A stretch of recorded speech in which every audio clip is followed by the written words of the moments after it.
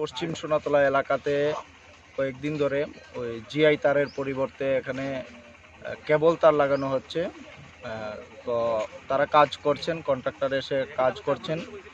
তো আজকে এখানে জিআই তার টেনে তারা এখানে মাটিতে ফেলে রেখেছেন। আর জিআই তারটা যে টানা হয়েছে সেই বৈদ্যুতিক খুঁটির থেকে আরেক খুঁটিতে যাওয়ার সময় যে আগের যে জিআই তারগুলো রয়েছে সেই জিআই তারের সংস্পর্শে আসে, কিন্তু তারা সেটা লক্ষ্য না করে তারা কারেন্ট সেখানে চলে আসে ওই তারে, এবং যে নতুন যে কেবল তারের সঙ্গে যে জিআইটা রয়েছে সেই তারের মধ্যে কারেন্ট আসার ফলে এই তারের সঙ্গে গরু যেখানে বাঁধা ছিল তারের সঙ্গে সেখানে সংস্পর্শে এসে গরুটি মারা যায়।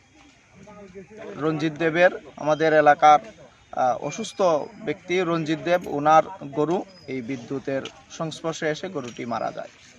আপনারা দপ্তরে জানাইছেন?